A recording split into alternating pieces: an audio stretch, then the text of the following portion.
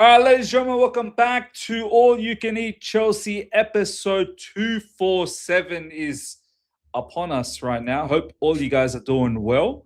It's a nice week, actually. I don't want to think too much about last week, after we finished our last episode and Leeds, and I don't want to go through all of that again because I think we all are in the same place about Leeds. But nice FA Cup victory. I'm slowly getting that Leeds loss, feels like a loss, to be honest, out of my system.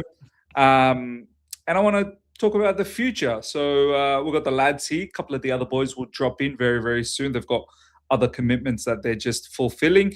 We've got Javon in the building. First up, Javon, good to see you back after a while, brother. How you doing? I'm doing well. Chelsea is stressing me out. I'm not gonna lie, especially after that Leeds loss, because there's no way we could be dominating that much and then still don't leave away with the 3 points. So I'm much happy it was a loss. Yeah, I hear you, bro. That devastated me, man. That, as I said, I don't want to tell, because that, I saw Matisse's video, I saw a few other videos, and I was like, I can't believe what happened today. Like, I'm not really sure what took place here. And I started to get chest pains, man. I never ever get chest pains on I was like, man, I'm getting chest pains today. I think you're getting too old for this. I think you're getting too old for this. Like, I've seen some fuckery, right? I've seen some fuckery. That was special. That's special. I know you don't want to address it, and I don't know how you guys feel, but for me, it was nothing much to critique. We were so dominant, but yet still we didn't come up with the 3 points. I think Rosenior said it was 6 minutes. 6 minutes of lacklusterness, of not being focused, and it cost us 2 points. Even after that, you saw the tempo got picked up again. You saw them started to attack with intent again, create. How do you critique that? It was I said it was our best performance of the season. And we didn't get 3 points. That was the mad thing. Matisse, how you doing, brother? Yeah, I'm good. I'm very well. I'm just happy that there's no game midweek, actually, for once, because I think the players definitely need it. The players that have been nursing injuries and knocks and maybe a bit fatigued, they need this break. And this is the reward we get for qualifying in the top 8. You know what I'm saying? Yes. Not having to play this midweek, and then I think, is it next midweek as well? Or is it week after? Yeah. So next midweek as well. Yeah. Boy, if we didn't get that Napoli result, we would have been playing again tonight. Bro. Can you imagine all of us just be like up and like anxious? And who do you reckon we would have faced? Did they have a draw for this? Yeah, they did. This is the thing with this format. Why I don't rate it as highly as others. Look at the fixtures. Just go and look at the fixtures. And also look at who's playing at home in the second leg. It's all the teams that they want to go through. And because they've obviously probably finished higher, right? But it's just another way of monopolizing how you get all the big teams to the latter stages. They've added an extra phase. Yeah. They've added an extra playoff. Oh, everybody's like, oh my goodness, this new format's so fun. This is just the Super League. Please. This is just the Super League. It is. The only difference is there's entry. There's an entry. Yeah. But what, 5 spots in the Premier League? Bruh. Yeah. They may as well have all the English teams in there. It is Super League. Yeah, I'm looking at it now. Galatasaray, Juventus. Juventus is at home in the second leg. PSG, Monaco. PSG is at home in the second leg. Yeah. Real Madrid, Benfica. Real Madrid is at home in the second leg. Yeah. Dortmund, Atalanta. Atalanta is at home in the second leg. I guess the Atalanta game can go either way. Yeah. Yeah. It's nasty work. It is nasty work. It is nasty work. They eventually got what they wanted, right? They eventually got that Super League, and this is where we are. But anyway, that aside now, let's talk about a little bit about what we saw in Hull City. Obviously, we've got Wrexham in the FA Cup. Start things off with Matisse. How did you feel the performance against Hull? Couple of players in terms of Mamadou Sarr, in terms of maybe Delap as well for his hat-trick of assists. And Also facing Wrexham next up, Ryan Reynolds is having a ball out there. He's excited. Apparently, that's who he wanted. Ryan Reynolds. He wanted Chelsea next round. Well, you got Chelsea, my man. And Yeah. I want to sort of finish the question off, like, how important is this that we win this? Because or else we could pretty much go trophyless this season. I don't know how much of a say we're going to have in the Champions League. You know what I mean? We'll win that. Yeah. Listen, that we've said it before. That is the one competition that obliterates everything that's happened. Like, if we just win the Champions League, nothing else exists. Oh, yeah. That's peak euphoria. That's peak dopamine. Logically, obviously, yes, we know the league is 38 games and all that. But if you win the Champions League as a fan, 99.999% of you, including me, aren't gonna think logically anymore. We're gonna go mad, and we should, because that would be the third one in our history, equaling with Man United, and it is the biggest and best. It's the biggest and best trophy in club football. It surpasses absolutely everything. So there's no point not going bonkers over that, because there's people building their entire infrastructures and livelihoods to try and get that trophy. And if we were to just snag that again with a Liam, oh, you gonna hear about it. With both Liams too. With a couple of Liams. Oh shit, you're gonna hear about it. But yeah, the FA Cup is a lot more reserved. I'd be buzzing with it, to be fair, because it's just been so long since we won it. But it is the most realistic option, like you said. And I think with the whole City performance, I can't really ask for much more. Do you know what I mean? They're fourth in the Championship. They're a good team. And I didn't actually check how many players they rotated out, because I wasn't even aware that they rotated crazy. But considering the changes, we had to make a couple subs, and there was a couple players in there that needed to prove a point. Most of them did in the end. First half, okay, maybe not all of them, but by the second half, the likes of Delap had proved their point with their hat trick of assists. I do think there's a cap to how much you can take from a whole City game in terms of the good and even with a Mamadou Sarr, people might go crazy now and start saying, he's the next this and that. Saliba, no. You know what I mean? Let's wait a second. Calma. But it was nice to see the performances, man. Mamadou Sarr was excellent. Very composed. That pass, Matisse. The pass to Esteval was just... The pass to Esteval was brilliant. I was annoyed Esteval didn't score that, because I wanted Mamadou Sarr to get an assist. Yeah. Do you know what I mean? I knew Esteval would probably get his goal at some point, or he'd do something. But it's the fact that Mamadou Sarr could have got his assist on his debut. That's what I was pissed about, because it's a poor finish. And then, Neto in the 10, and obviously Andre Santos for me are like the big takeaways as well. Like, Neto in the 10 was just odd. Didn't see that coming, and then he goes and bangs in a hat trick. He was brilliant, linking up play. It's like we weren't watching the same player. I'm used to watching this guy run down the touchline, whipping crosses with any chance he can. Now he's linking up. Short passes, combination play, trying to engineer things, and he's like a little live wire in there, just trying to buzz around. Have you seen the difference in him, how he operates when he's on the flanks and when he's in the middle? Because in the middle, he doesn't need to think too much, and he's going with instinct. Whereas in the flanks, oh shit, now I need to think. I'm not a thinker. Do you know what I mean? And he doesn't seem to just be able to just go straight away, whereas in the middle, he's moving. I'll challenge that. And I'll let Matisse finish, but I have to challenge that because I've been on Neto's neck this season. Right. Firstly, I think Neto works out in the middle because he overthinks, right? Because if you think about it, he can play the 1-2, he can use both feet, and it's starting to become a more natural role for him. He might even look better in the 10 when he drifts out onto that left half space than Palmer, because he can use his left foot to whip in that cross first time, or he can quickly switch to the right and shoot. The reason why I said he overthinks, because when was the last time you watched Neto run, get the ball, run to the sideline and whip it in? That's actually simple, You don't have to think much for that. Beat your man and get to the cross line. What Neto does these days, go, stop, look at the defender, ask the defender what's up, turn back, doesn't get the help, and lose the ball. So, if anything, Neto's overthinking inhibits him from doing what we want our wingers to do. So him playing centrally helps a lot. Even when he has an overlap, he doesn't utilize that overlap properly. So him playing in the attacking midfield position, he's not a winger no more. And that's all I'm gonna say. He's not a winger anymore. But because it worked now, people will be like, "Oh, he's a 10 now," or maybe Enzo Fernandez is a left winger now. I'm like, again, calma. Let's just enjoy the tactical tweaks as they happen. But it doesn't mean foregone conclusions need to be taken. What I like about what the manager's doing right now is the players that he's playing out of position, it's working for them in terms of the relationships that they're building and the partnerships that they're creating.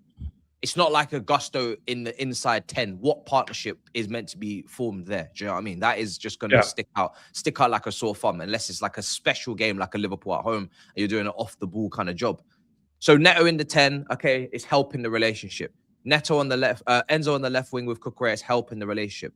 But when we actually start to hopefully sign players that actually play these positions to a high level, then we can play against teams with of a high level and hopefully fare well. I don't necessarily advocate for these things all the time. I think we just, especially big games where we're playing against top teams who have top holding midfielders or top right backs, it might not work. But we've had very favorable fixtures against lesser teams, and they've been really helpful just to move a couple puzzles of the jigsaw about, and it's worked. But here's what will work for Neto. Go ahead, Miss. I know. I was just going to interject and ask Matisse this, and then Javon, you can do a follow-up question on it.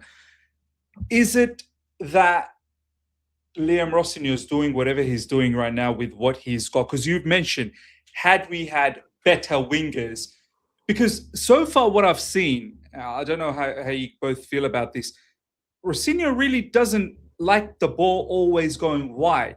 He's not looking for wingers, stay wide, both of you guys stay wide, and I'm going to shoot the ball as quickly as possible to you guys. You guys go in a 1v1 situation, whip in the cross, and we'll see what we can do. Liam Rosenior, it's very purposeful. I think the message is central penetration as much as you can. Midfielders are always looking to pause. Just pause.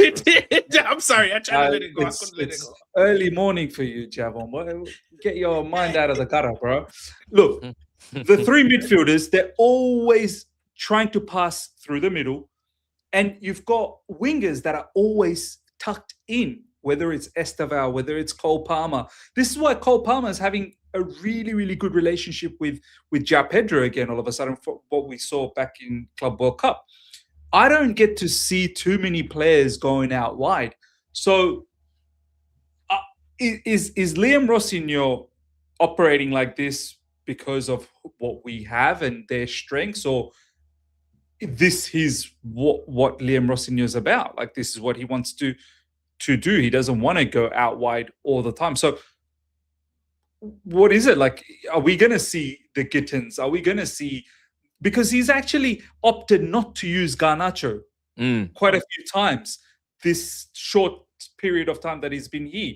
And he's already now playing Pedro Neto more internally. Now, that might be because, by the by, it's Hull City and we need to rotate and whatnot. But he's actually consciously not utilizing players that like to be out wide. So let me take the baton from that and run with it. And I'll explain it in a way as to why I see Neto working more centrally. Since Rosenior came in, he's tweaked the system. He's kept it the same, but he's tweaked the system. The reason why I agree with him playing centrally, the reason why I agree with the point of view saying he's doing it more centrally is because he's trying to penetrate that way. Because how we played over the past, opposition expect us to exploit the wings, because that was one of Mariska's main attacking threat, the wings, right? However, when you look on the Rosenior system, or when you look at the tweaked version of that system, when the wingers get the ball, they have to take on their man. I don't know if you guys realize it as well. There's the 1v1 opportunities that the wingers get, they have to beat their man. The reason why I think not used Garnacho as much is just because of quality. In this type of system, when the wingers get the ball and they can't beat their man, it shows the lack of attributes they have and it shows the lack of quality. So if I cannot utilize a player in this type of system, then what's the point in playing him? Which is why we've seen Garnacho get less game time, and which is why we've seen the qualities of Garnacho shown up even more, in the sense that we all know he's not good enough. But Maresca still tried to utilize him as a touchline winger, and it just wouldn't work. Versus under Rosenior, it's clear as day. There's no system you can hide under. There's no, okay, he can have a good game here and there. Even in his quote unquote good games, you can still see the bad attributes show. Do you understand what I'm saying? So now, that being said, our best wingers, i.e. Esteval, he plays. When Esteval plays, he beats his man. Yes, he's not been playing the best lately, but he beats his man more often than not. He combines with whoever's playing in that 10 more often than not. Versus when Neto plays, which is one of my frustrations with Neto, when he gets the ball up, he still can't beat his man, even though he has the attributes to. Right? He overthinks it. He's supposed to play a 1-2 to get by his man. He doesn't do it.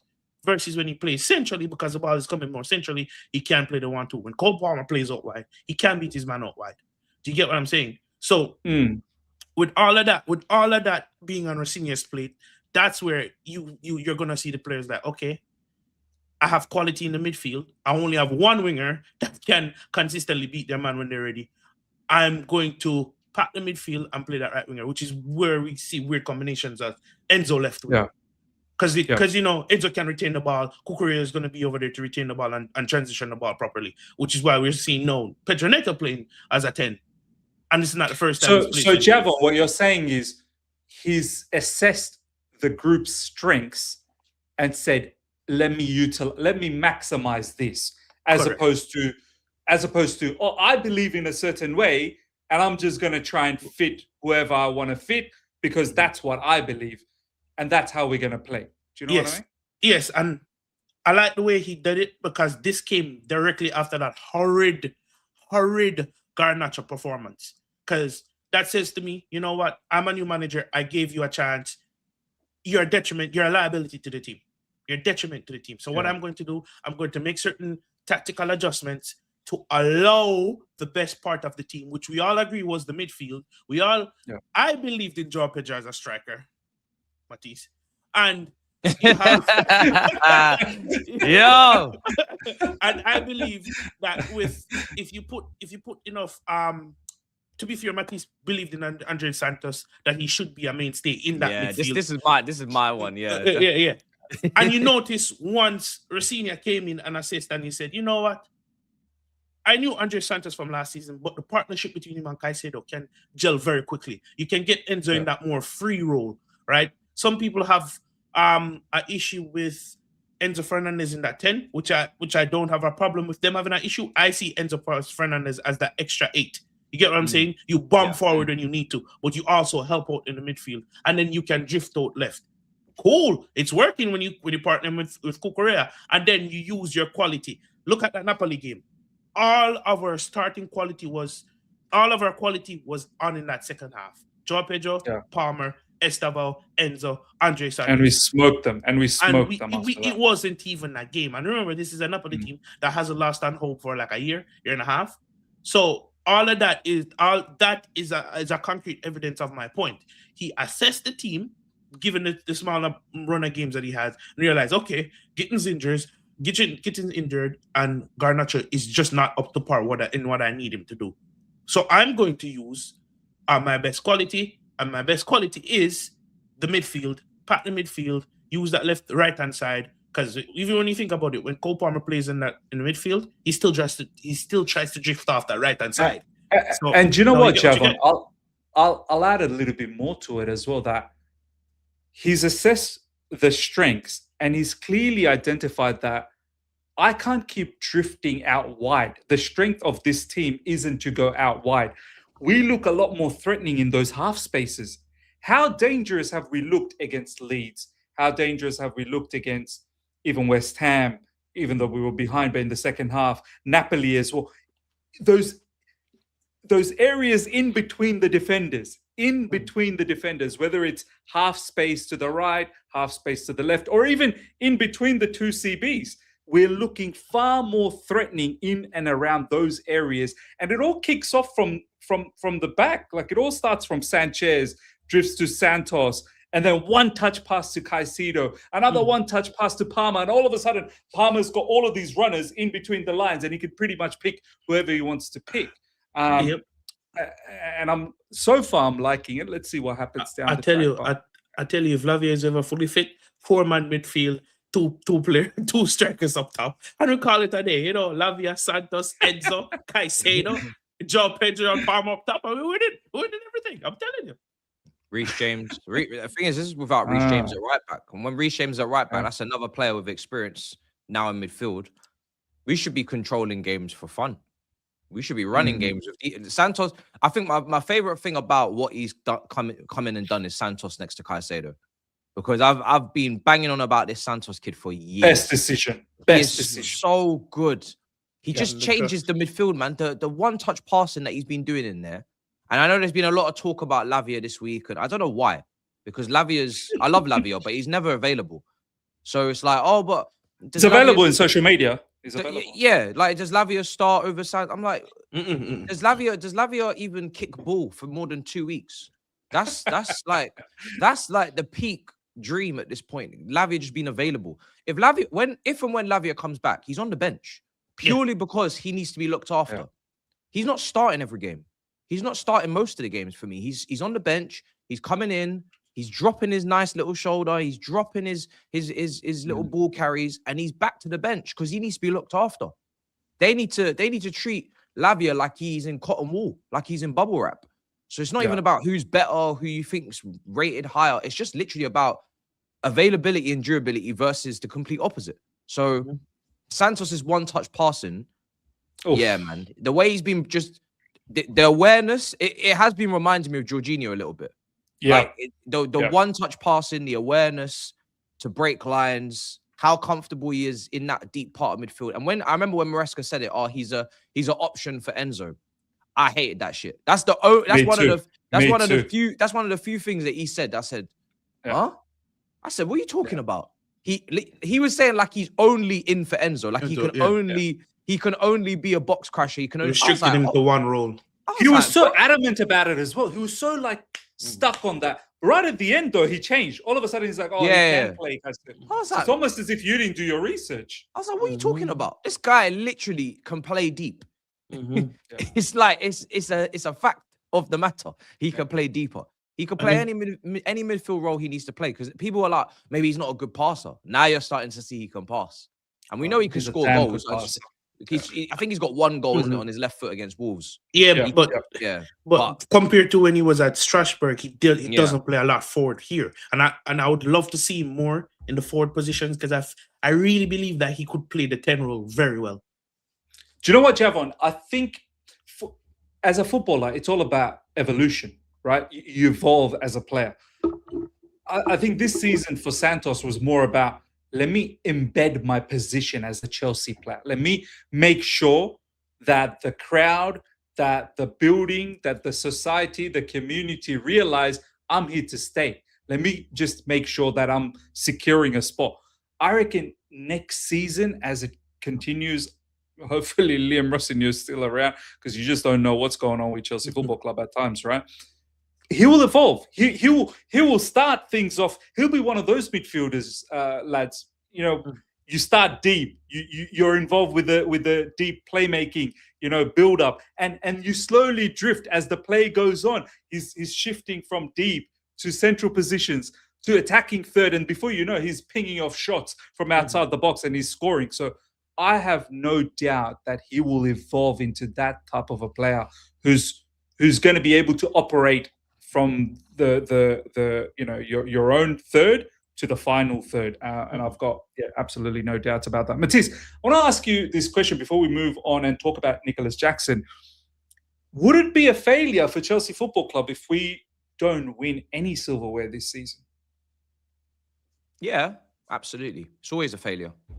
If we don't win silverware, for me, it's always a failure. It doesn't matter who owns the club, who manages the club, what year it is, what time it is. before Roman, after Roman. I know obviously before Roman, different context, but for me, even before Roman, we were picking up cups, right? We were just starting to get a taste for it. We had a great team before Roman. A lot of these ops don't understand. So where we are now, it's always a failure. If you don't pick up a cup at Chelsea in a season, it's a failure. Obviously, you can be unlucky. I remember the season with Avram Grant where we got to the last day of the Premier League. We got to the Champions League final. We got to the I think there was another. Did we get to the FA Cup final as well? I can't remember. I think we did. And we just lost everything. I think maybe it was the League Cup final actually, but we just lost everything. It sucks, but you know you could get it. It can happen. Obviously, if it was a top manager in charge, it probably doesn't happen. But no, we need to be winning the FA Cup. We need to be winning something, man. These players have got a little taste for it over the summer. They need to keep that up now. Win the FA Cup, win at Wembley. It will do them the world of good. It will do everybody the world of good. The manager, everyone. So yeah, absolutely. And to be honest, I'm not. I'm obviously I'm very delighted the fact that we got Wrexham next round, but I was like, just bring me anyone. I don't. Nah. Bring me the shittest teams, bro. What's with you guys? Do you want to see more Mamadou Sarr master classes against lower league opposition? What's with you guys and wanting to? No, you know what? Yeah. I don't know if you lot have clocked. Big up the chat first of all. Big up the Chelsea. Big up the panel as well. Big up Don. Bro, I don't know if you lot have clocked. Yeah. Every game so far in these domestic cups, we've been away, blood. Yeah, it's true. We've actually been away, but then ironically, our away form is better than our home form. Yeah, but in the back of my mind, in the back of my mind, it's gonna take a while, yeah, for me to like really trust these set of players when it comes to going to hostile environments because they've failed one too many tests, right? They passed that test to be fair, but Lincoln, brother, they struggled. Yeah, Cardiff that first half as well, dead. You know what I mean? Like Charlton, we did really well, yeah. But I'm still in the back of my mind. I'm still like, yo, like, what team is gonna turn up, man? Because Wrexham, they could, you know, get man like Deadpool on one side of the pitch. You know what I'm saying? You know what I mean? But by the way, are they any good though? Are they? I know they've been getting promotion. That's a Deadpool. Are they actually a good team? When I was checking out where Hull were in the championship, yeah, bro, yeah, they're not. They're going for playoffs.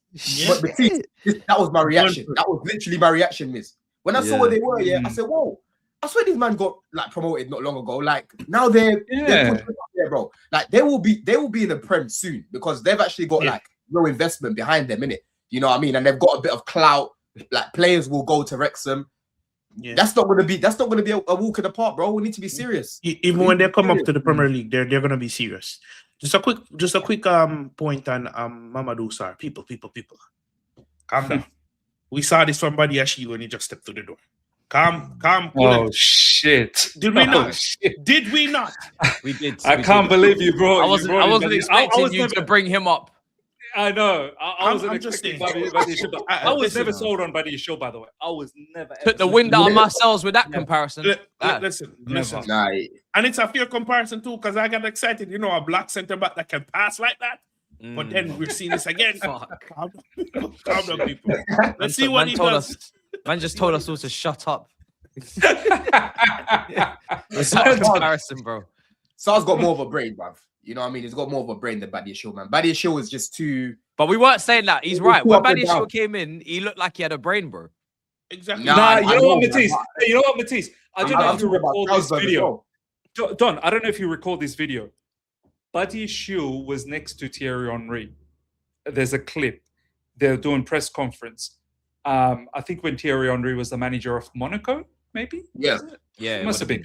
And Buddy Shoe was in the press conference, and Buddy Shoe got up and he didn't tuck his cherry.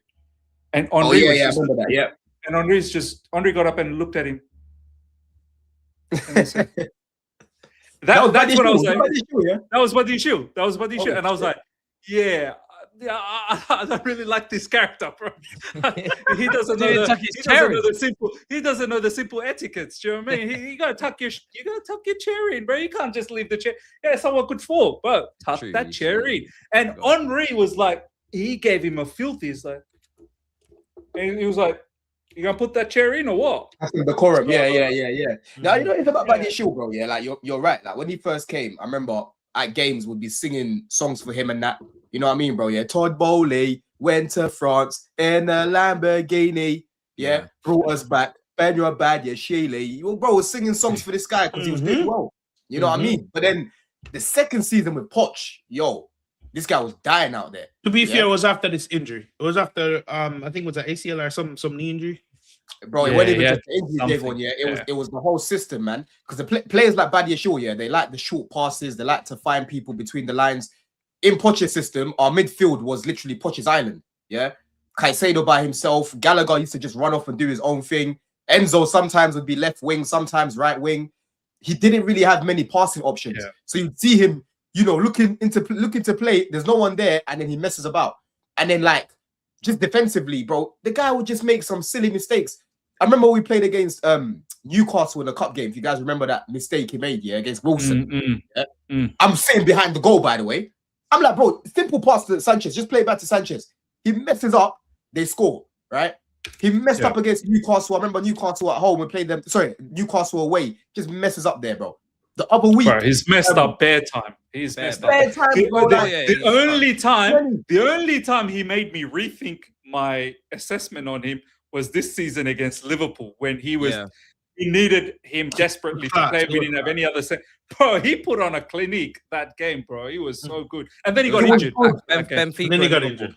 But I sold my stocks, man. I sold my stocks because I really liked him at the beginning, yeah. But I think as of like, I'll probably say last season is when I said, yo, this guy's too up and down, man. You just never know. Like, Badia Shaw is either really good or just bad. There's no in between with that guy. Proper bad. Proper Badia Shaw, bad. Conference League final, yeah. You can't trust him. How many times, Matisse, how many times does he have to get taken off at half time? Bro, that Conference League final, I was there in person. I was like, yo, we can't trust this brother. We can't trust this guy. There's something in his head, in his brain. It's not, things are not clicking. Bro. I can't, when I look at him, I don't feel safe. I don't feel safe, bro. Jamaica do not say he's not 200. Listen, but I did at the beginning. That's the weird part. At the beginning, we did though. When he was next to Silva, we did feel safe. We liked him. But I thought, everyone looks good next to Silva, bro. What are we doing here? Everyone looks good next to Silva. It's true. But here she comes back into that slander name. We should have known that. We should have known by the name. Bro. But it's a shame. It is a shame, man. Dessa sees another shame as well. But now, moving swiftly along, Don, I want to hear what you have to say about this. Since you're in the building, Nicholas Jackson's name's been thrown around a lot. You know, Bayern Munich have made it quite abundantly clear that we ain't buying your man. You know, we aren't even utilizing your man. So, all of those hopes about him potentially staying there, this, that, the other, permanent transfer, it ain't happening. So he will be back, and then, you know, it's now up in the air whether he stays, whether he goes and is sold in Serie A or whatever. There's options available on the table, Fabrizio Romano is saying. But the idea that Fabrizio is saying is that most likely he's going to leave. Now, I want to ask you, how do you assess this situation now with Nicholas Jackson? Maresca's gone. It's Liam Rosenior.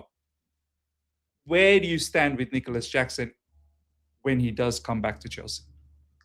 I've got a message, bro. I've got to shout out Wiley before I say this. Last time Nicholas Jackson failed his medical at Bournemouth, take him back. You know what I'm saying? Take him back, yeah.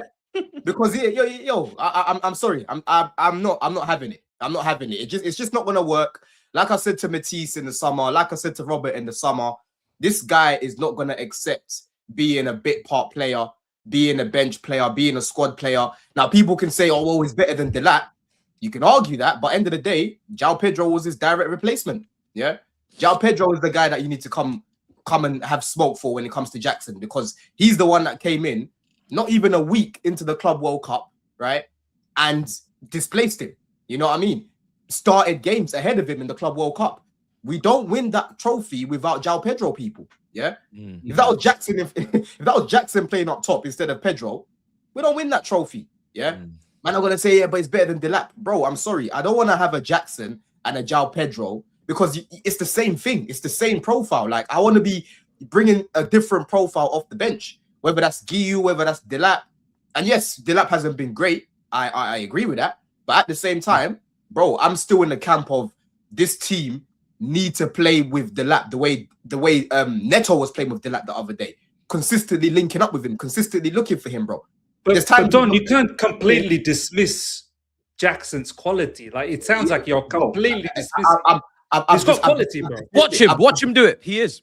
I've dismissed it. I've dismissed it, yeah, because I'm sorry, bro. There's only so long I can keep saying, well, yeah, he helps create for others and he helps open up space for others. And I'm sick and tired of that, bro, because when I'm seeing João Pedro doing that, but finishing, this is what I've been asking for. Because at the end of the day, my striker, bro, yeah, okay, I want you to be able to facilitate and create space for others, cool. But your bread and butter is to score me goals, right? And that guy was way too inconsistent in front of goal, bro. Way too inconsistent, yeah? Like I said yesterday, Marino is a better striker than him, yeah? Marino is a better striker than that guy, bro. When he gets in the box, Marino is boom, yeah? If we had Marino last season, we finish above Arsenal, put it that way. If they had Jackson. Because that guy, December onwards, bro, he was on a hiatus. And for the first time in my life, I stand wholeheartedly with Don. Because here's the thing. I don't think you guys know how to learn from pain. Are we going to forget the champion, the FA Cup semi-final against Manchester City? This man 1v1 Look, does nothing.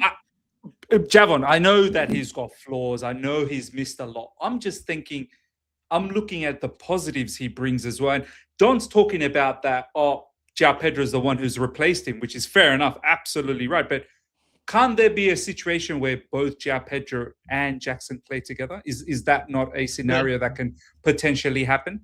Because you're thinking about using Matisse. You're thinking about using Jackson's best attributes, right? If you're going to use his best attributes, he's not going to be played as a striker if that's the case. You're going to either play him as a 10 because you're quote unquote speaking about the link-up play, which was non-existent this year last time. People don't have a brain for it. He couldn't even pass a ball properly. Well, he couldn't even bring the ball down.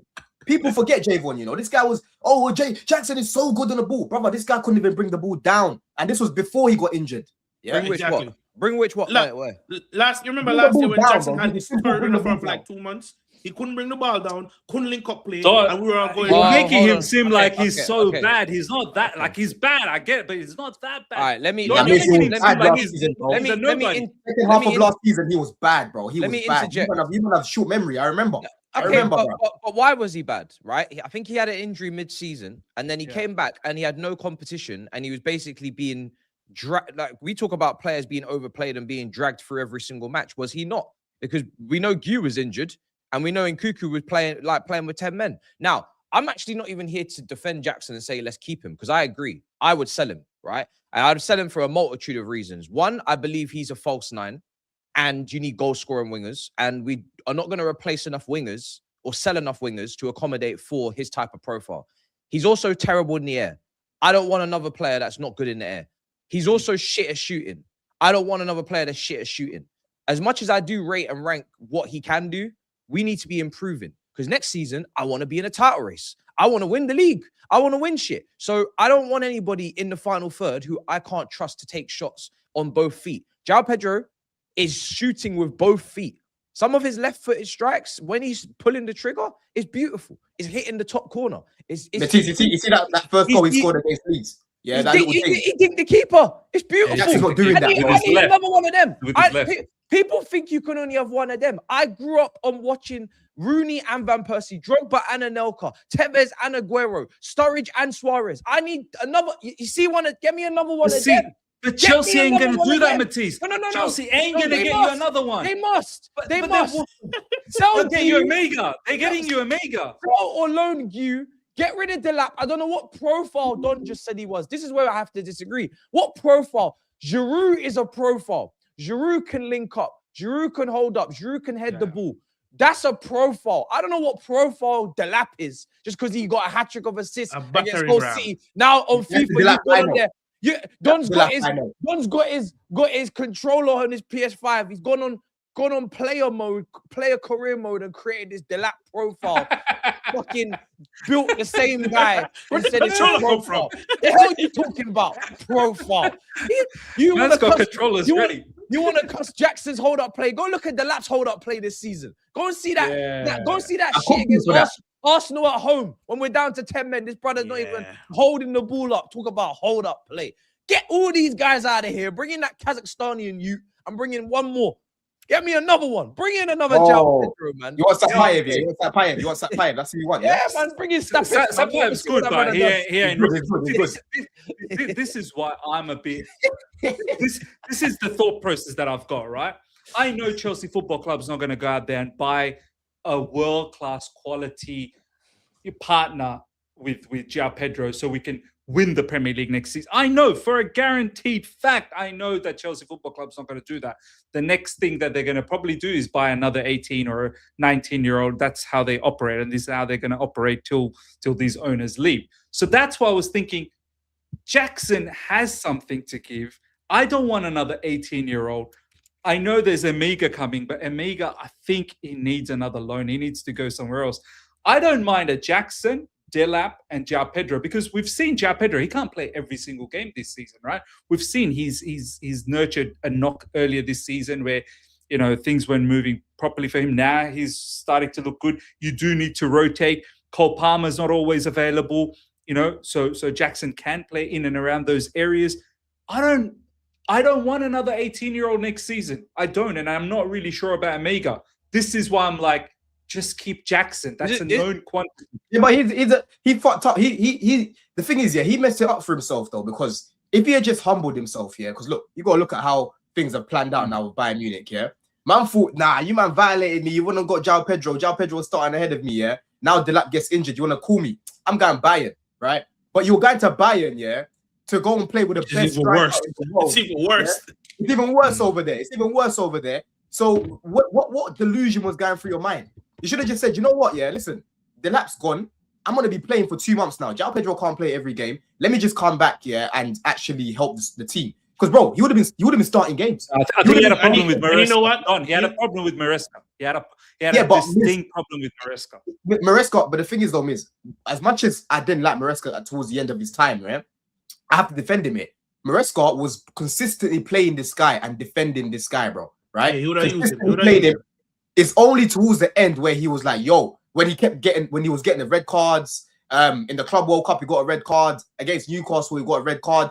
Maresca tried with this guy. Let's not act like Maresca treated him like a Santos. Yeah.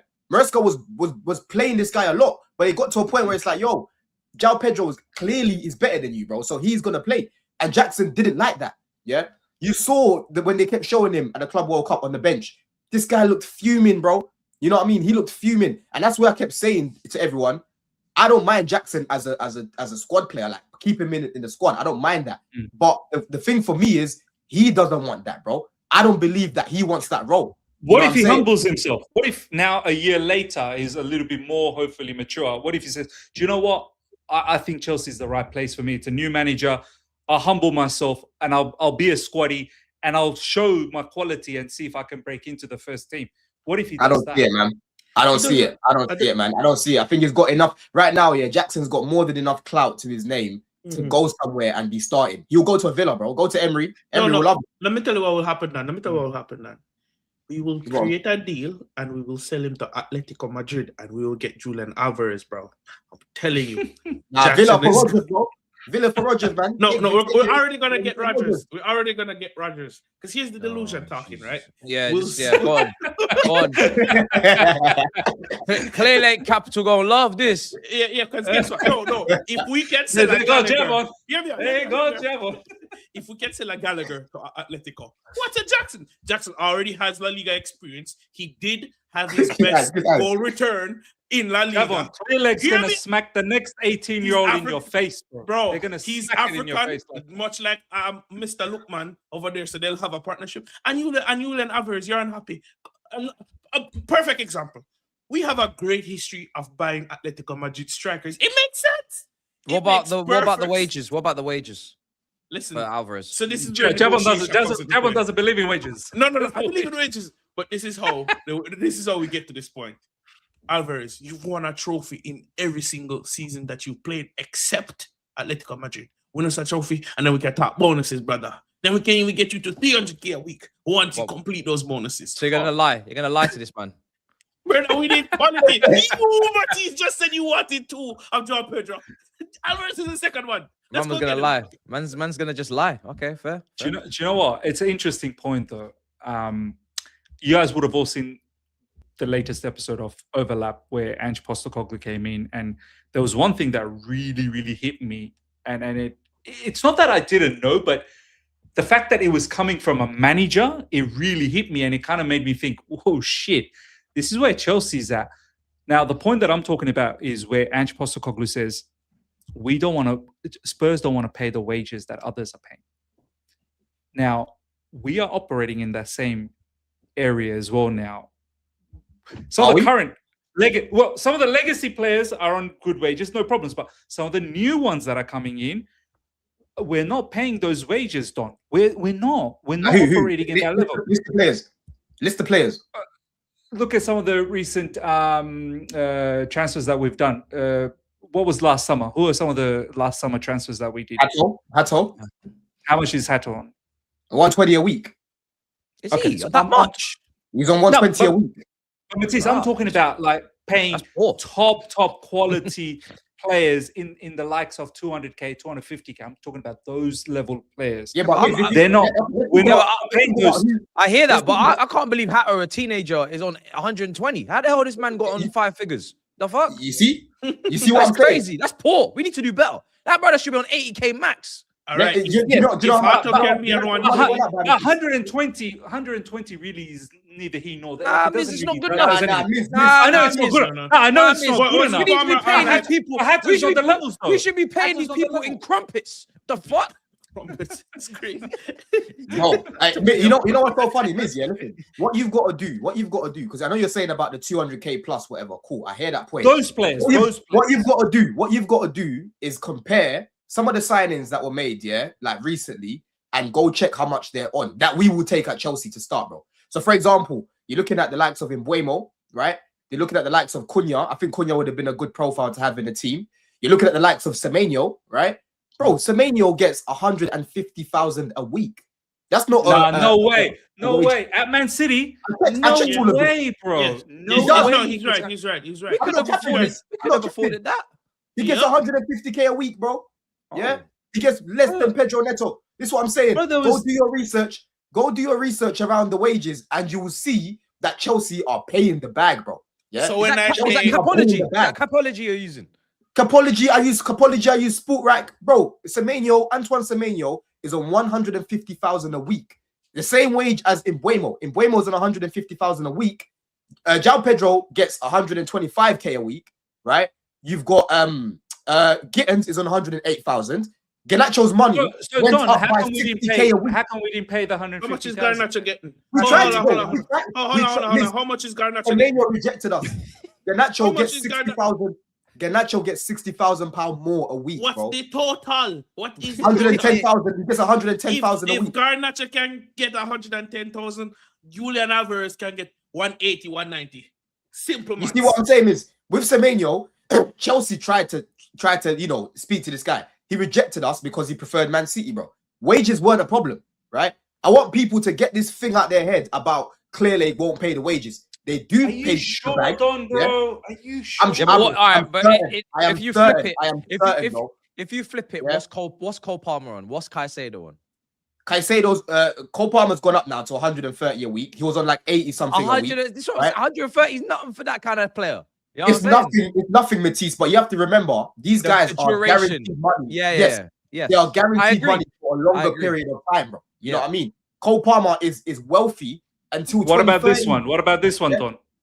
Bro, for me personally, Sabaya, let me answer that question. Yeah, for me personally, if we had Champions League football, bro, I think he picks us over Bayern, man. I'll be real, because the season before he accepted us. What's Don saying, bro? How much is Olise on in Bayern Munich? How much is he on, bro? There's no way we're competing with that type of money. I believe it when I see it. Don's gassing us. Miss, he gave us. You're forgetting. Olise was on the verge of joining Chelsea. It's only when they snitched on us that's when he signed a new contract, bro. And then when we came back in for him, hold on, Matisse, yeah. When we came back in for the guy, he went to Bayern Munich, bro. They had Champions League football and they gave him the bag. Whereas I'm in the camp of we would have given him the bag and would have given him Champions League football, Right, Don. and would have given him London. So let me give you my analysis, right? This is what happens. Don, around spring, he starts to give us hope. Around spring. Spring is his time. Flowers flowers are trees are growing again.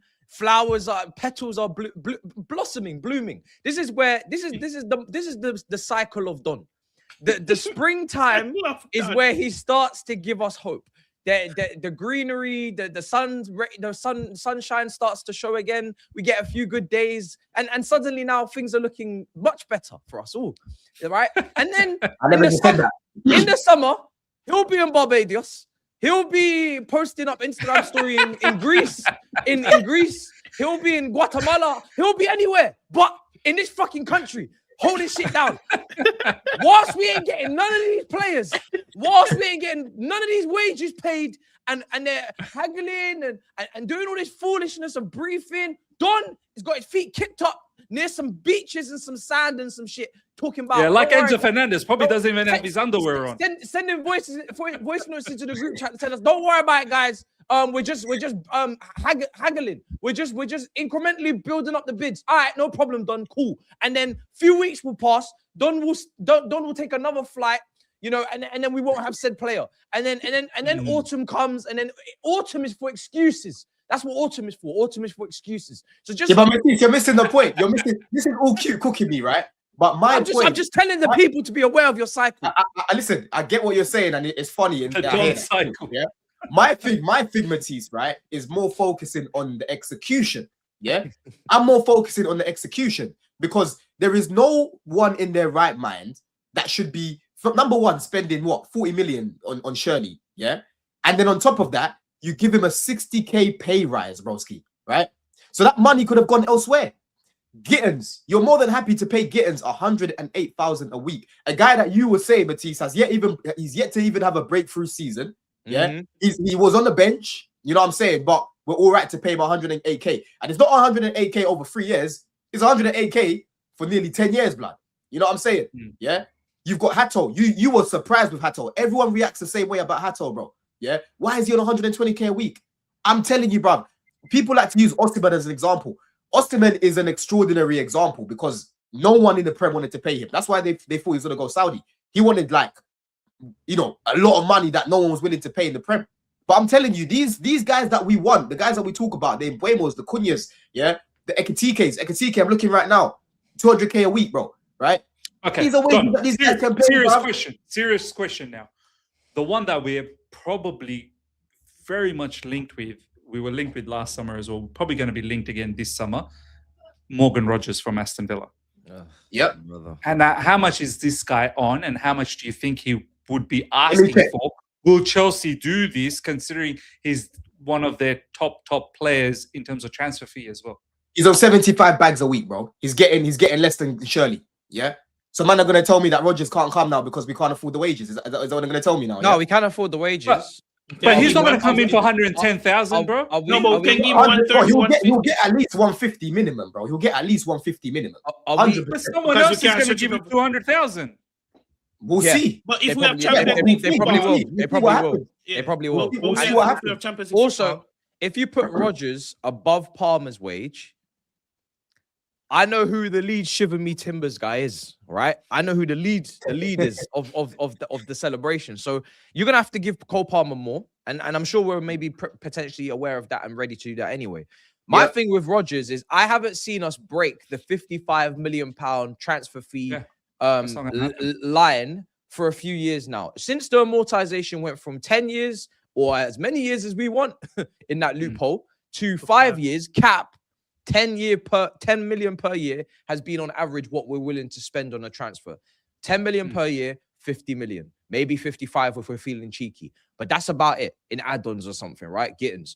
We don't tend to go to your 60, 70, 80, 90 million, 100. So when we're talking about Rodgers, it's not just about the wages. We have to talk about the transfer fee. And are Chelsea willing to commit 20 million amortization, 25 million amortization over 5 years, over however many years? I haven't seen that yet in recent summers. We haven't gone in for them type of expensive players. You're on See, look, mute. You're on even mute. God, even God muted him. See, You're right when you're right when you say that. You're right when you say that, and that's where I hold smoke for these guys. That's where I hold smoke for these guys, yeah. Because I'm telling you, bro, I read the Athletic, I see the things that they say, and I'm like, you know what? I'm gonna hold you to that. I'm gonna hold you to that because even with the whole wage structure thing, they've said, yeah, from day one, there's a wage structure. We had to bring down the wages because you had guys like Werner getting mad wages, bro, and Raheem Sterling, we had to get this guy off the books. I understand that, but they have also said for the right player, right, there is no structure or there is no we can only pay this guy 120 a week. I am gonna hold them to that because I am seeing how much money they're paying certain players, bro. They're more than happy to stretch their pocket for certain players that they want to bring in that don't even need to be getting that much. Yeah, I'm pretty sure we could have brought Hato for probably 80k a week, 70k a week. We didn't have to pay him 120k a week for him to come over here, bro, because he's not even a guaranteed starter anyway. You know what I'm saying? But with this Rodgers thing, they keep putting it out there that they are very interested in this guy. There is going to be outgoings this summer. They're not going to do it, bro. They're not going to do it. And that's what I'm saying is, I am watching closely, and you better make sure, yeah? You better make sure. Don't be putting it out there. Like Matisse said, we'll believe it when we see it. You know what I'm saying? We'll believe it when we see it. Because once again, this summer, we're gonna have a lot of money. We're gonna have money to spend, bro. We're gonna have money to spend. Are we not still bound to the 1 in, 1 out? Now we are still bound. We are bound to that. Yeah, we are, but people are leaving. We're gonna get rid of. We gotta get rid of players. Oh, bro. We gotta get rid of players before. Oh, brother. I'm gonna have to wait 90 sunrises and 90 nights for fucking Disasi to leave so I can get a new player. Jesus Christ. Well, Disasi was already out. You need to get someone within the squad to bring. So I gotta read up on all this bullshit again. So let me say this: A list and B list and C list and someone. Let me say this: I'm going on holiday. Bun this shit, man. You man can stay here. I'm not doing this shit. So let me say this: realistically, I know we've been linked to Morgan Rogers, and I know if we bring him in and the wages we bring him on, we'd have to, tweak Cole Palmer's wages and so on and so forth. But again, bringing a player on higher wages than the quote-unquote best players at the club doesn't necessarily mean that we have to up their wages, because again, their wages are amortized over a longer period of time, right? If that is explained clearly, it shouldn't cause a problem within the structure of the team. What I will say is, Clear Lake is now at a juncture where they are getting to the point where they have to win and have some big wins. And they don't only have to win on the pitch, but they also have to win in the transfer market. Your transfers have to make sense over the summer. We cannot be in another fall season by October and everyone's unilaterally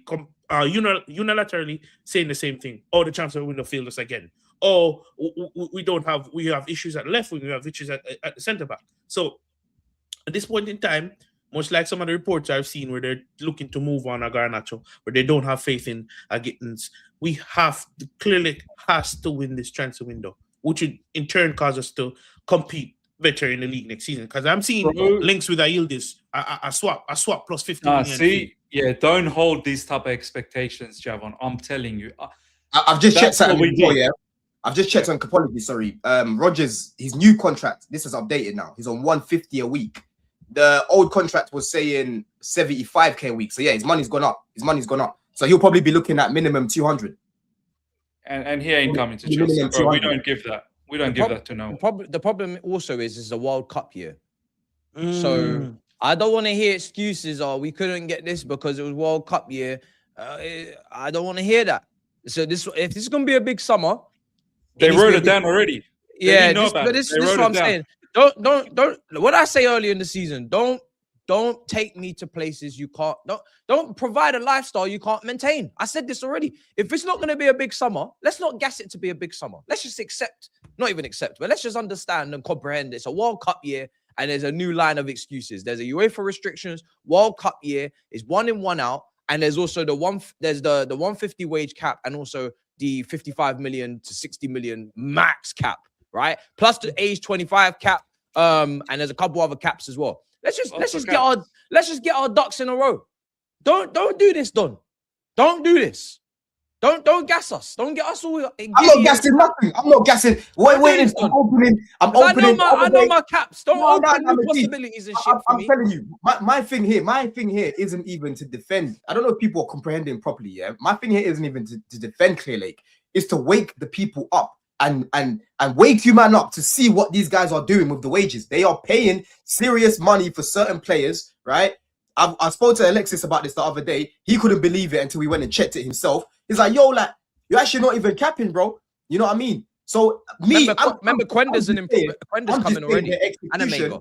Their execution is what I'm looking at, Matisse, because their execution is poor, bro. Right? And that's why you want those sporting directors gone, because no one trusts them to make the right decisions, bro. Whether that's the recruitment, whether that's loaning people out. Look what happened with Jacket. This January just gone. Brief after brief after brief after brief. That was a joke. Actually, guys, we don't need him. We trust our internal options. There you go, Liverpool. Listen, we are already bringing in Omega-3 and Quenda. As far as I'm concerned, that's our new attackers. They're not even going to sign anyone. As far as Matisse, these guys, yeah, this is what I mean about these guys. They blow our money, because even going back to the whole Caicedo thing, right, bro? That Caicedo thing, they were going in there, they were looking at them, you know what I'm saying, probably playing Wii with these guys, you know what I'm saying, bro? Wii Sports, right? Because they wasn't doing no negotiating. Every time they'd go back, it's like, oh, an additional 5 million, an additional 3 million. Oh, look, Liverpool come along, bang.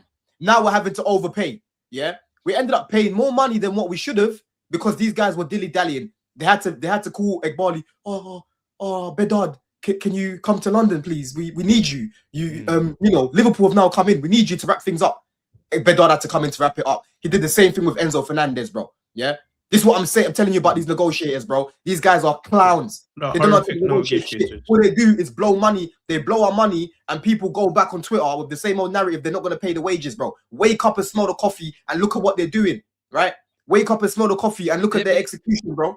But this is why I don't believe this bullshit when I see I didn't do a single video on Jacket Potato. Why? Because I didn't believe it. Because I know when they want someone. When they want someone, they get them. Look at Garnacho. They didn't even negotiate. They didn't even incrementally bid. They just bought him. Immediately, that shit was done. As soon as they had the space and they got rid of whoever it was, I think it was Jackson they were waiting for move. And in Cuckoo. Bang, the brother came straight through the door. With Mike Megni on it was day after day after day. Jacket, day after day. The longer the shit drags out, Pedro not real. That means it's not real. You're right. It's a fuga. Pedro Neto, we didn't even know about it. It just happened. It just happened. I just woke up one morning and we had Pedro Neto as our new player. So when they're dragging this shit out, I don't know if it's for PR reasons to show like they're in, and then we show you this and then we bring this. Oh, we want a Jacket Potato. Everybody get excited. This is the next Saliba or the tall fast. That's another one. Give you Mamadou Sarr.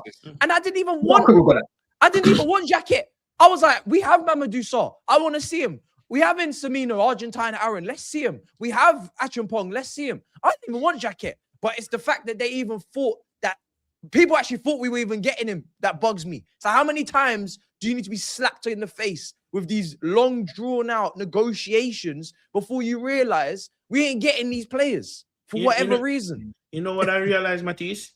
And you hit the nail on the head. I think the real reason why they do it is because they know they're losing faith in the fans. So every once in a while, they like to put out a name that either has the potential and quality to change the squad, or they're the next big and upcoming thing. But now that I realize it, looking at the track record and the history, the more the transfer drags on, the least likely it's going to happen. The least likely it's going to happen. Osimhen. Xavi Simmons. Xavi Simmons. Yep. Olise. Fermin Lopez. The list and guess goes what on happened and on immediately? and on. Guess what happened immediately, Javon? I'm telling you, bro. These man don't buy their BS. Don't buy their BS, bro. Who rated that guy? Who rated that Buonanotte brother who can't even start for Leeds? Own up. I think it was you, Don. No, you, Don. I'm sorry. Somebody. One of these brothers on this panel, I don't know if it was CB, I don't know who it was. Somebody was out here telling me to go watch the comps. Put my hand up. Do you remember that goal? Do you remember that goal he scored at Stamford Bridge for Leicester one time? Now his ass is on the bench for Leeds. I'm seeing Leeds Twitter saying he ain't never playing for us. That brother's shit. What? We're not gonna do that. We're not gonna do that, bro. Yeah. Well, you know, when you know my thing is very similar to the same logic that I had for João Felix, bro, last season. John, please tell me you didn't big up Bonanote. Just please tell me that, bro. I'm contemplating your position in this. What I said is, yeah. What I said is Enzo is being run into the ground, right? We have an option there that we can be using even off the bench. I said the exact same thing about João Felix, bro. If you don't like Bonanote, sell him. I had no problem with selling him, but for the time being, I kept saying I don't want Enzo being run into the ground, bro. Let's use this Bonanote guy whilst we have him, bro. Same thing as João Felix. You get? But I never raved on saying we got to start him. I said cup games. But Don, Bonanote's name was never there at all until one morning. He just spawned. And Liz, yeah. I checked Xavi Simons. Xavi Simons is earning 200k at Spurs, right? He's another one that was waiting for Chelsea to come. So he would have been on big wages too. Yeah? He would have been on big wages too, bro. Maybe that's the reason. Maybe that's why we didn't want to give him, like, we weren't going to ever give him that much. It wasn't about that, bro. It wasn't about that. It was the regulations that had us, handicapped with Xavi Simons. That's the reason why. It wasn't about the wages. He accepted the personal terms, which means that when we told him, yo, we're going to be getting this much, he was like, cool. It was us getting the transfer done. That was what the problem was. Let me say this. What I will say is we can go back and forth with whether we would have paid the wages for these players or not. What is inherently and wholeheartedly true is that our sporting directors are horrible negotiators. So why I think this is a bigger point is it doesn't matter if we have a budget of $1 million and we can split that to multiple world-class players. If we're horrible at negotiating, that $1 million could, let's say, can get us 12 players, it's only going to get us 5 at best. Yeah. So unless we fix the negotiating in this director role, because how much time has Egbali had to come in and save the day with some of the players that we have now? If it wasn't Egbali, we wouldn't have gotten Caicedo. The only thing I'll say before we go on to Burnley and then just talk a bit about that upcoming match. The only thing I'll say is the best thing these directors can do in the next summer after the World Cup is done and dusted, just keep the important players, because I'm worried that maybe 1 or 2 could leave. So if you are able to keep the most important players at Chelsea for at least another season, then maybe with other bits and bobs around, at least we can potentially just like keep your Caicedos, keep your Enzo Fernandezes, keep your Cole Palmers, keep your João Pedros. Listen, Cucurella's name is getting floated about that. He's only got 2 more years left. They can't afford to let go of any of these people. They are already off on the incomings. Their hit rate is wild. They cannot afford to allow any of the key players to go. That's one of the things going in their favor. The one thing I've never said about Clear Lake is they let the best players go. I had no problem, apart from Lewis Hall, which he wanted to maybe play for Newcastle, family ties, I don't know. We've not let go of anyone that I'm like pissed about, like a key player. Nobody that we've purchased under this ownership has been sold that is a key player. We've not sold Enzo. We've not sold Caicedo. We've not sold Palmer. We've not sold any of the key players. James, they didn't sell James. When the Colwell Brighton stuff was, that didn't happen. So that, Josh is unsellable. Cool. But Matisse, look, that's just what they are. They're a investment company. They're an asset management exactly. company. Yeah. When they fuck with their assets heavily, they're valuable assets, bro. I'm telling you, they will take care of you. That's one thing about Clear Lake. And that's what I kept saying about Osimhen, when people were saying how, just pay the wages. I said, bro, he's still going to get paid handsomely. But what's going to happen is after a year of proving himself here, his money will just go up, right? We've seen these guys do it for Cuckoo.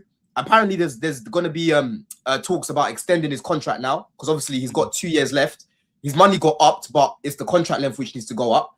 We've seen Palmer's money go up, and he got another big contract. They even took care of Jackson, bro. They gave this guy another salary increase after a season.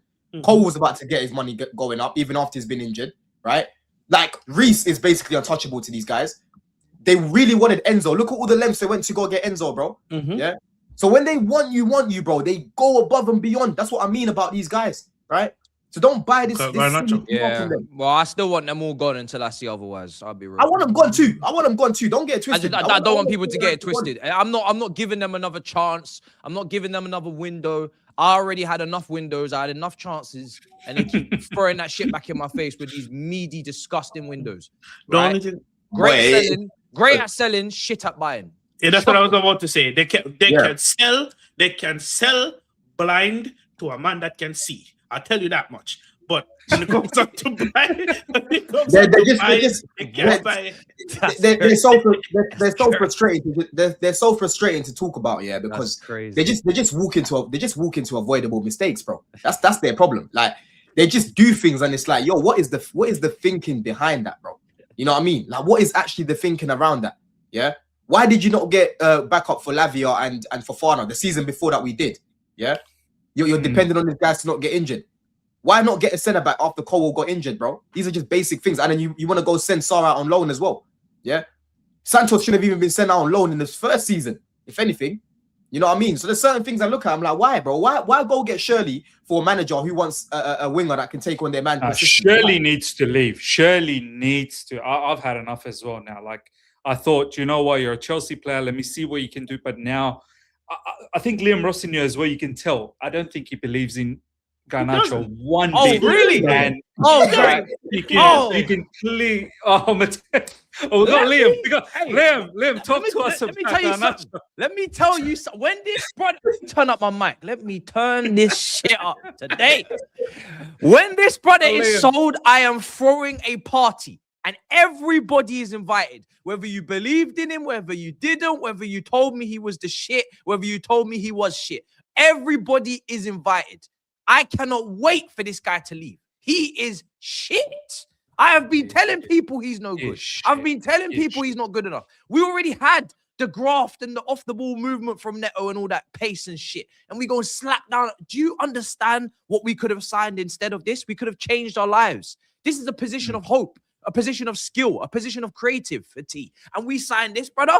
Nah, you don't know how vexed I am. I am literally holding it all together right now until he leaves. If he doesn't leave this summer for a pure profit of about £5 million to Atletico Madrid, I swear on God, everything I have, I can't watch him again this season. Are we sending him to Atletico?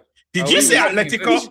Yes. Anyway, bro, Atletico take all the players that people don't rate technically. I'm telling you. But they also want us to take one of them. And do you know what's so bad? Do you know what's so bad about this guy? You can't even trust him to track his runners. Yeah, no, you can't. Imagine defensively liability. What the fuck? Yeah. It's actually mad, bro. We've come up against championship opposition in the cup competitions, and he just looks like a toddler even there. Yeah bro. He's honestly, I'm like, he's honestly a toddler, bro. Like Derry can't do any worse than these guys. Yeah, bro. Derry looked alright. Derry's better. Derry looked alright. Yes. Derry cannot do any worse than Shirley, bro. Please. Do you realize bring him into the team this season? Bring him into the team this season. We have no Gittins. Gittins' hammy is done. Yeah. And even when he comes back, you have to get into the swing of things and that. I think his season's done now, right? Yeah. You bring Jesse into the mix. Depending on how he does, you might even keep him next season or you send him out on loan. But I'm telling you, yeah, there's no way this guy can do any worse than what this guy's been doing, bro. There is no way. Yeah? I agree. I've seen Garnacho come into the team, won the ball off the opposition and pass the ball back to the opposition. I've seen this man cannot give a 2-yard pass. I've seen this man try to take on his man and lose the ball without the man tackling him. No, you tell me what am I supposed to do with? Which is why when we're having a serious conversation, he's bad. He's bad. He's bad. He's bad. You told me what I was supposed to do with this. He's bad. When a manager goes out of his way to not play, and Javon starting left winger, this is what we did. Like, we could have played Tyreek. Do you know what I mean? Hey, wait, what's Rosenior done to the left hand side? J-Boy?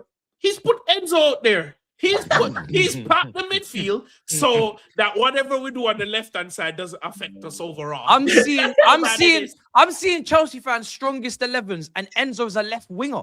Yes. £90 million worth of left winger was added in the summer, and they've got a central midfielder playing left wing. Do you know how dark that is, Matisse? And the thing that He makes better it worse, decisions.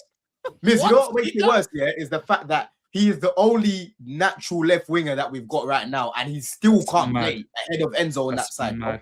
Yeah, that goes to show how much this guy, and that's why I found it really strange the way Maresca was like really trying to use him as his go-to guy, him and Neto. I'm like, surely, bro, like this guy's gonna get you sacked. You know what I mean? This guy's legit gonna get you sacked, bro. Bro, didn't he want to go to Napoli? There was strong links towards him going to Napoli. Could have sold He him wanted to stay in England. He wanted to stay in England, bro. Yes, but now he did. Yes. it's time to eradicate him. Learn languages, bro. Learn Send him to languages. What's that? Was it Linguino? What's that language app? Linguino. I think that's a form of pasta, bro. Linguino. You better download Linguino, bro. Download Linguino, and you better start learning languages because I'm telling you now, you're gone. You're a goner. Quender's coming in. Quender's coming in. He's the first person that's getting moved. Because remember, Gittins was more expensive than Garnacho. So in terms of book values and automizations, and it's much easier to move on Garnacho. He's at the bottom of the totem pole to be sold. It's easier to move on Garnacho. He's cheaper. And his wages are low that I'm hearing. Oh, yeah. But here's the thing. Here's the thing. Under Maresca, I would have doubt that we'd have moved Garnacho after one season. But what Rosenior is doing, it's making it clear as day that he just doesn't have a place in the team. And it's not of a lack of trying. Because one of the criticism I had with Maresca is you're not even using all your players. Versus Rosenior, everyone's getting a chance. You know, everyone's getting out there. So when you have been brought out the team for clear as day, torrid performances, and you're actually a hindrance to the team, then they have no choice but to sell you in the summer. 100%. Do you know what? Just sorry. I can't wait, man. I gotta crash it on him one more time. You hate Garnacho. You know what? Just dawned upon me in the summer. The logic for why people wanted us to sign him. Oh, but he'd be your best winger. How's that working? Because Enzo's a better winger than him now. So how's that working? He said he'll be your best winger. Bare people. Are you mad? Yeah, a lot of people don't. Chelsea fans, ops. Oh, you got to sign Garnacho. Who'd be your best winger? Nah, man, that's crazy, man. Better than Madueke, better than Mudryk, better than Neto. So that's what it was, right? Esteval people weren't even thinking about Esteval. Yeah, he ain't better than Mudryk for one. He ain't even better than Mudryk to start off with. Now we got a central midfielder out there. At this point, unsuspend Mudryk. I want to see him. Yeah, man, free Mudryk, man. He might be. He'd be better. I tell you that much. Mudryk.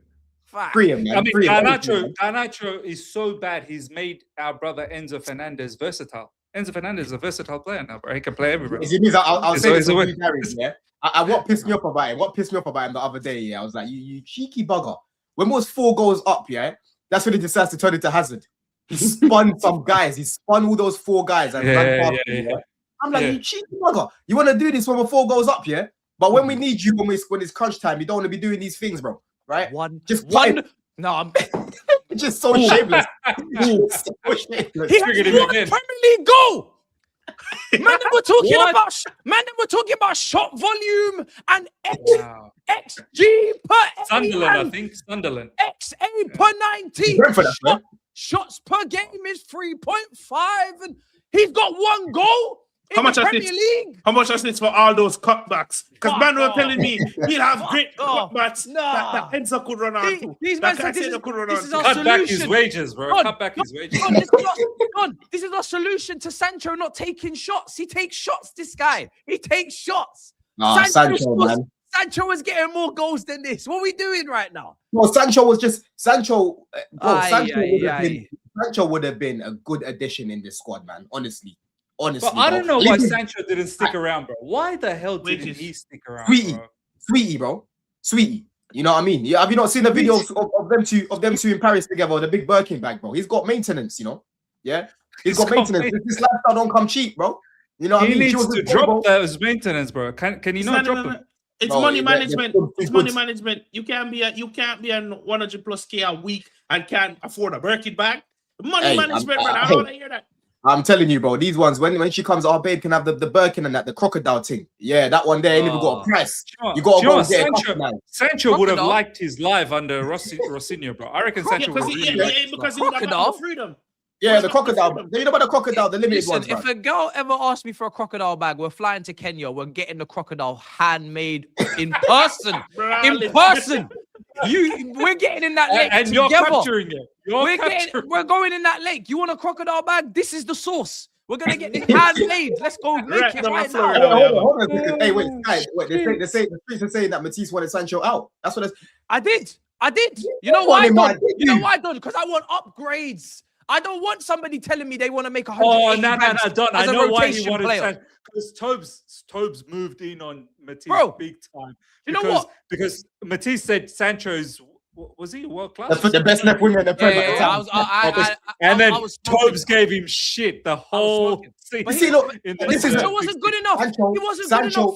No, but not Matisse, bro. The guy got. I don't care if people want to say conference or whatever. Yeah, as part of this, he got. Was it 15 GA, bro? Did he not get 15 GA? Bro, the conference he was league. Creating. Bro, he was creating chances for this team. He was creating chances for this team, but guys like Jackson were missing, bro. Guys like McGuakey were missing. Yeah, he was creating in his team. Now, this is. I won't forget the goal he scored against Spurs.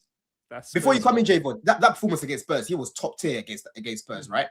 This whole Sancho situation. By the way, guys, 6 of the GA is from the Conference League. Let's see how much is actually like shit that we can tally up in the Prem. You see what it is about you, Batiste, yeah? One goal. He must have been doing something for you to say he's the best left winger in the Prem. Wait. No, but he was playing. He had a great 3 weeks. It was brilliant. And by the way, and then he fell off. By the way, his competition was Martinelli, Gordon, and some other brother. Who else was playing left wing last season? Bro, these left wingers were dead. Yeah, but Matisse, you're missing. The left wing market is dead.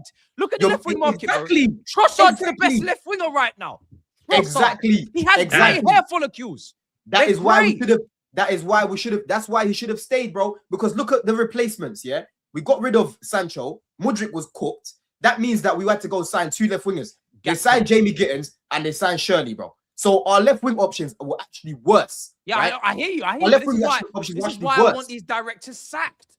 I was saying he was better than Gakpo, who's Gakpo, Martinelli and Gordon. These men are dead. But he wanted to make 180 bags a week to take care of Schwanti, or whatever her name is. Yeah, Schweedy Pie.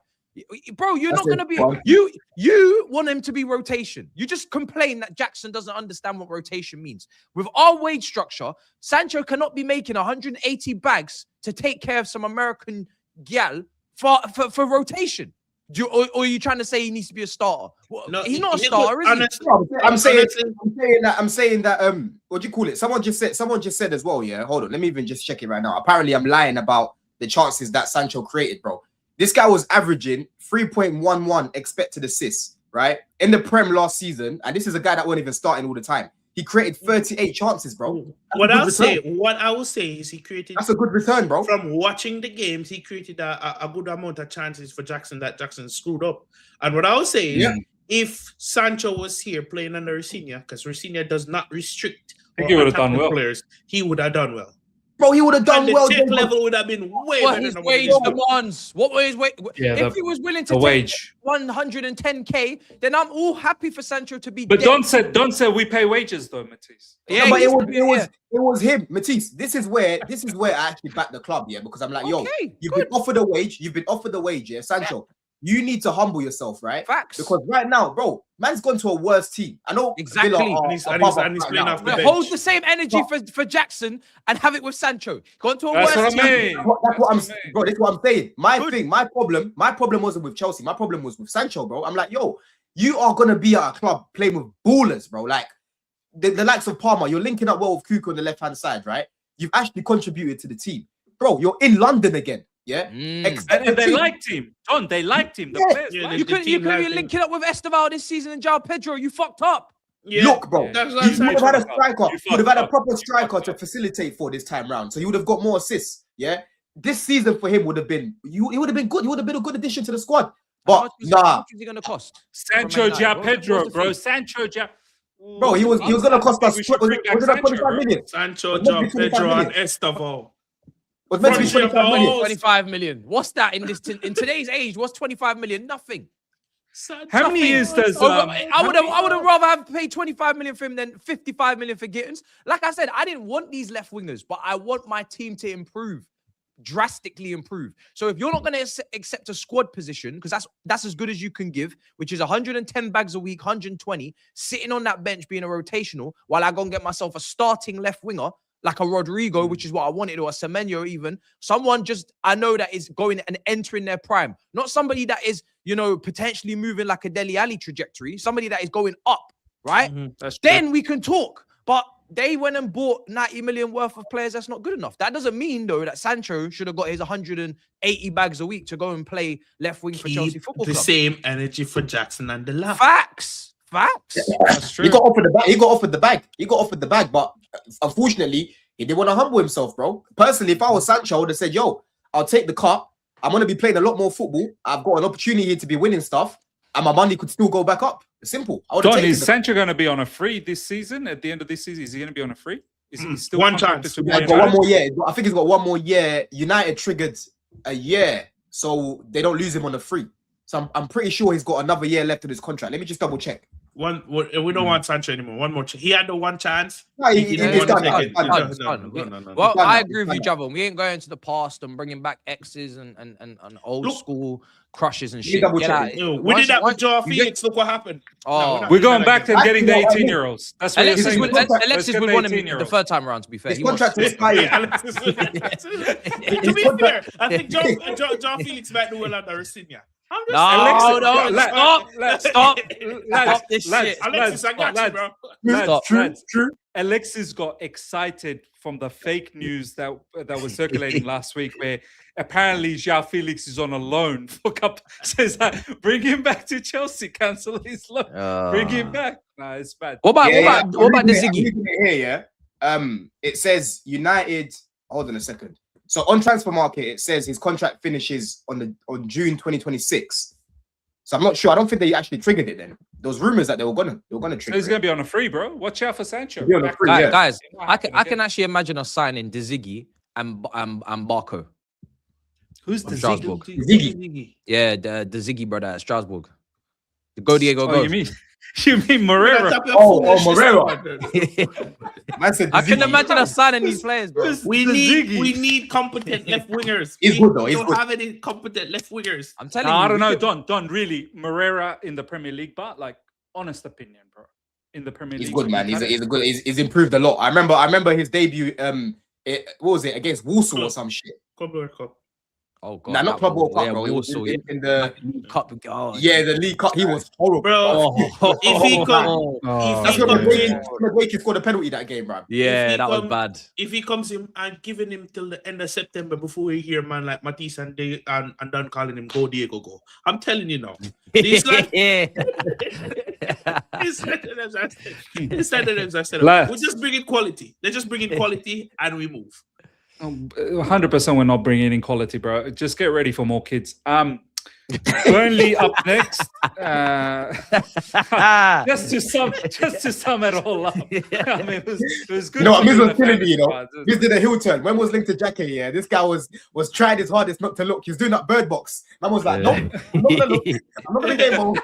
Unless you're bringing me the game, I don't care about this guy. Yeah, I don't care about this guy, bro.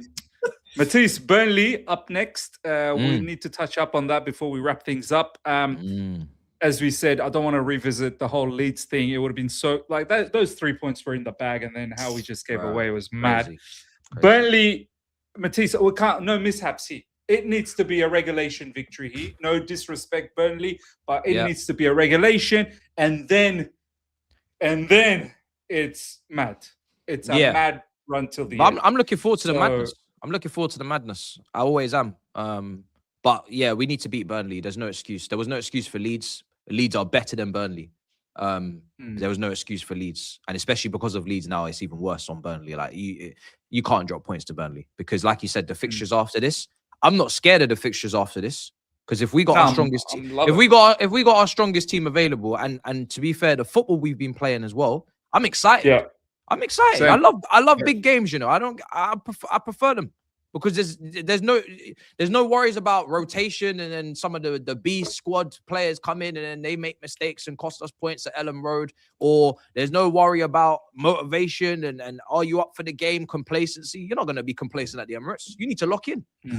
You have any complacency at the Emirates, you're losing. So yeah, I'm looking forward to them. But yeah, you're right. Back-to-back away games, Arsenal and Aston Villa is madness. Like, in comparison to what we've been doing under Rosenior, which is playing. We need to hurt someone there. We need to hurt someone there. Unfortunately, we ain't built up a buffer. We really haven't. You know, we should have, with that Leeds win, would have taken us up to 4th, and we would have had a buffer over Liverpool.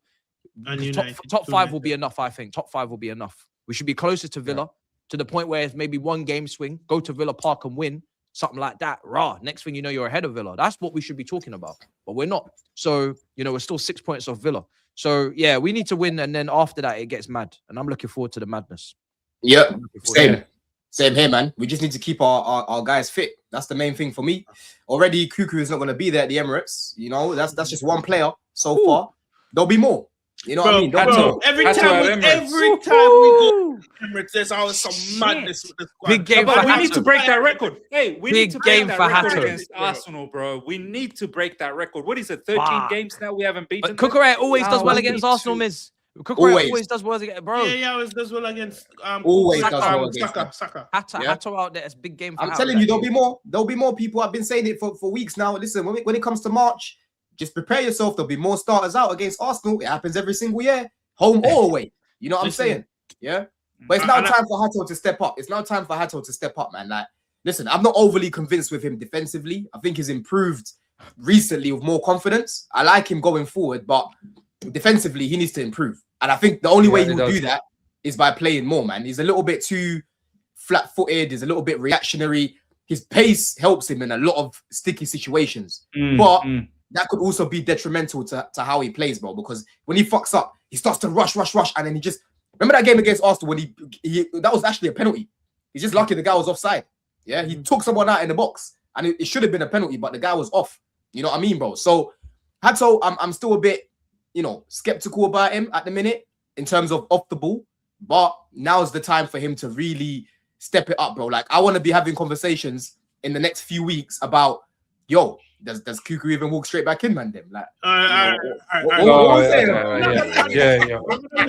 See, slow down there, buddy. You just do too much. Slow down there, buddy. Listen, I'm joking. It's a joke, people.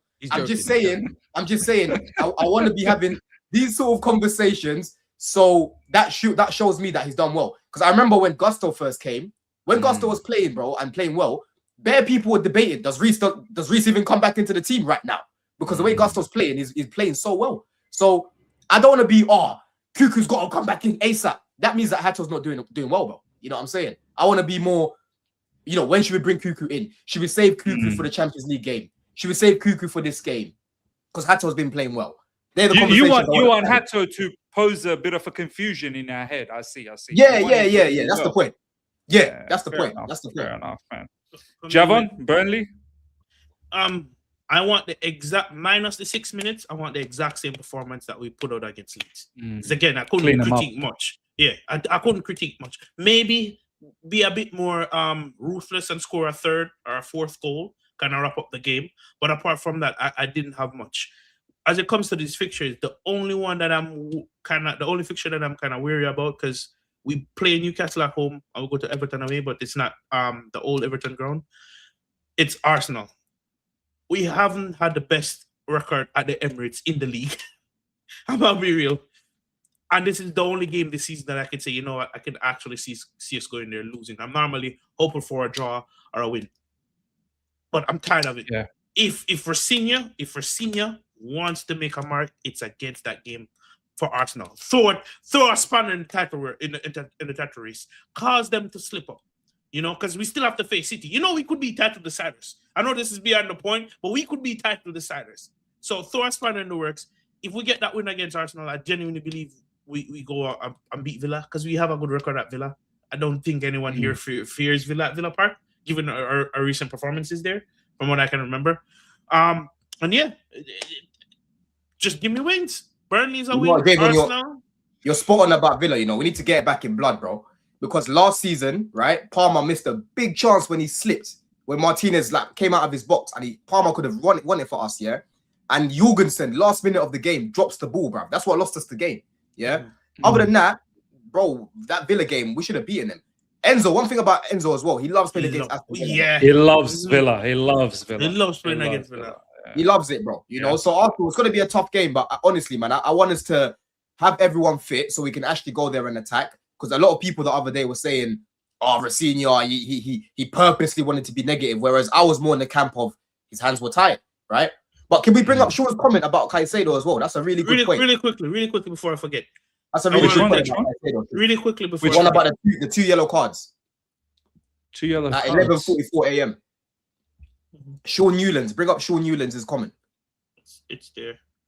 Really quickly. Let me just This one. No, not this one, not this one. Hold on.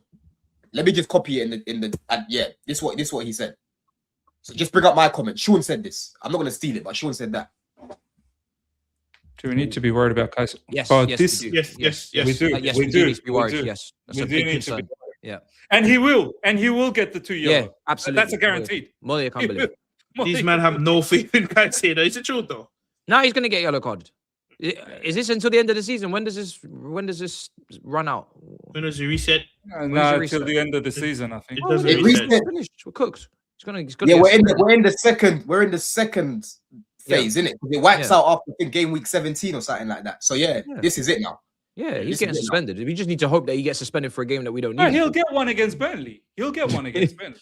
Just like that. Like, he'll just get And it. then When Lavia meant to be back? What's going on with that guy? To be fair to this man, do you guys remember last season, yeah, when like there was a period where he couldn't get a booking, Oh right? yeah, yellow card And he went Caicedo. through, like, Yeah. It kind of balances out. Yeah, like he went through a period where, like, I remember the Arsenal game, he was still there. Like, we was all like, oh my god, if Caicedo gets another yellow, like, or 2 yellows, he's done. Oh, But yeah, so- and then- so and then Don- he was- Don, what you're saying is, Yeah. so what you're saying is, if he's aware, he can handle himself. So what's like, Hopefully. should the guy, someone tell him you're 2 away from another suspension. Can you just relax yourself? We don't Take it play easy. Hopefully. Liverpool to the 9th of May. So that's Lavia's. Yeah. Oh, okay. So we won't see Lavia till like 2 weeks. That's before, 'cause, Lavia's. Yeah. He needs to get You up You to know what speed will just a happen, bit. yeah? He only plays Caicedo 2 does fixtures per season. If Caicedo does get suspended, yeah, I want to see well, without Sugo there, without Lavia there, I want to see Reece next to Santos. Yeah, Reece James. I think Yeah, Reece Reece will be like a good cover for Caicedo. Yeah, I agree. But, I think quick that's what it question- would be. Quick Yeah. question for the panel before we wrap up here. Am I the only one that thinks Esteban needs to improve on his performances over the last couple of games? I Yeah. feel like something has Look, of dropped course he just a does. bit. But don't forget, Javon, he has had that personal thing. Yeah. Going No, back. He's a kid as well, like, you know. I don't think it was even that. Who was it that he played before? What was that game where he started? Yeah, we won. We scored 4 goals. It was not them. Sorry, he started against Leeds, didn't it, bro? I don't think he was even poor against Leeds. There was a couple of times, Javon, where he was like taking man on and running at them, bro. Like, it wasn't, prime Esteval, but it was just decent. You know what I mean? It was just decent. Like, we know he can play better. I don't think it's been horrible where it's like, oh, No, it's I not can't been even do the it's ball not been now. horrible, but he had a couple misplaced passes and stuff. I think James even had a couple little early moments. But do you know what? And I think he can be more the standards for him are higher. That's because he set higher standards for himself. So now he's gonna.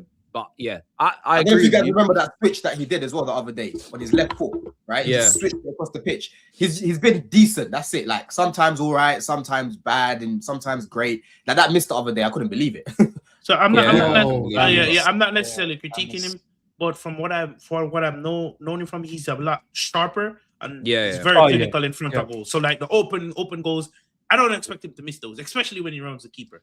You know what I'm saying? I think the personal loss, whatever it was, right? I think it might have played a bit of part. So we all know he's a lot sharper than that. That miss against Hull City, that's so uncharacteristic. Like, you just know when he rounded up the keeper. Oh, it's like, oh, here we go. Can you bring up Dubs' comment as well? Dubs, I'm glad that you noticed this, because this is another thing that people need to realize with Caicedo at the minute.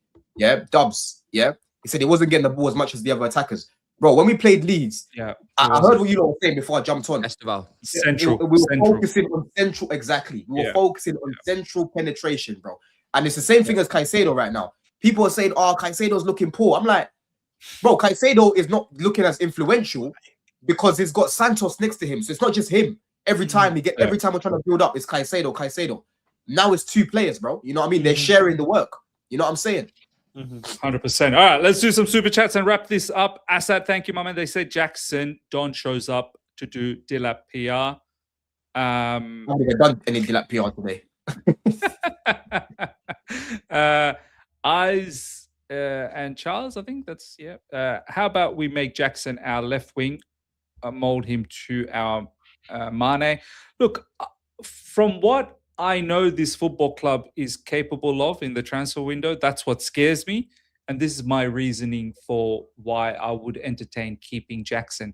Had it been Chelsea of the olden age under a different regime, previous regime, no one would be advocating for Jackson. They'd be like, get it stepping, keep it moving. But now I'm scared. Do you know what I mean? Miz would be like, I don't know who what is he again? Yeah, He played for us? Yeah, did he play for us? And there's been so many big players that we look at. Oh, did he play for us? Yeah. Book Sin Melbs, big up. Thank you. Big up Coiners, Best Chelsea Show on YouTube. Thank you. Appreciate that. All right. That brings us till the end of the show. It's been another banger. Next week, we've got a lot to talk about. There'll be Burnley. I think we might also have another midweek off. So that's fantastic. I think these players can have a little bit of time off, which is great. Some lovely pictures of them on holidays. Brilliant. Good to see. All right. Smash up the like button, live chat. Hope you guys have enjoyed this. Make sure you subscribe to each and every one of us. The link is literally in the description. And we shall see you guys same time, same place next week. Until then, take care.